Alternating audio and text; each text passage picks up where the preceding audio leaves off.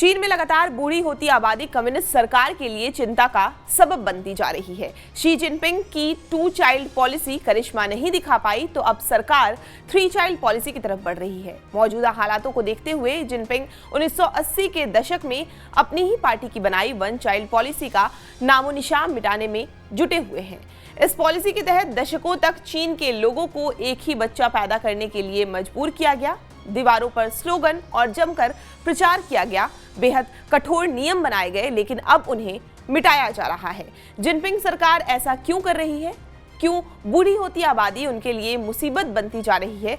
Video में इन्हीं सवालों के जवाब मिलेंगे, लेकिन इसके लिए आपको ये वीडियो पूरा देखना होगा। नमस्कार, मैं हूं मैत्रेयी और आप देख रहे हैं TV9 भारतवर्ष।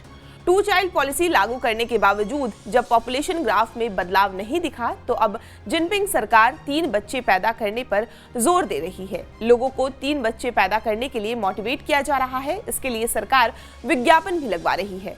वुहान में परिवार नियोजन से जुड़ी इश्तिहार की ये तस्वीर देखिए। 2020 में बनाई गई इस कलाकृति में एक ही बच्चा दिखाई देता था, लेकिन 2024 में इनमें 3 बच्चे दिखाई दे रहे हैं। यानी इस कलाकृति में 2 बच्चों को जोड़ दिया गया है। इतना ही नहीं, जिनपिंग सरकार उन तमाम इश्तिहारों, स्लोगनों को मिटा रही है जो एक बच्चा पैदा करने का संदेश देते हैं। इसके पीछे जिनपिंग सरकार की मंशा साफ है और वो ये है कि 3 चाइल्ड पॉलिसी को बढ़ावा देना। इसके पीछे बड़ी वजह है चीन में पैदा होने वाले बच्चों का घटता ग्राफ। साल 2023 में चीन की आबादी लगातार दूसरी बार कम हुई है। चीन के नेशनल बर्थ रेट में रिकॉर्ड गिरावट दर्ज की गई है।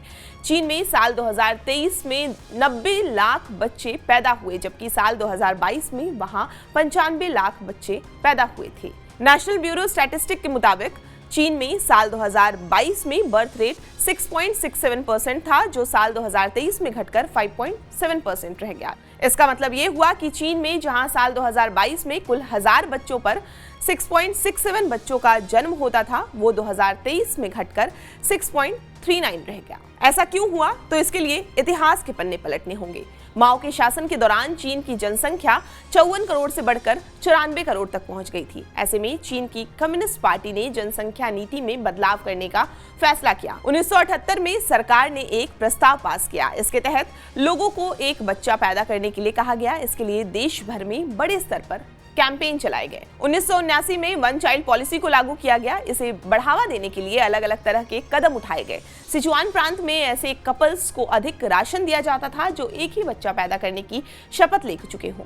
1979 में जिनके पास बच्चा था वैसे कपल्स को सर्टिफिकेट ऑफ ऑनर दिया जाता था।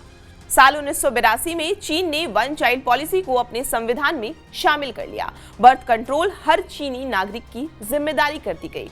इसके बाद 1 चाइल्ड पॉलिसी को सख्ती से लागू किया गया।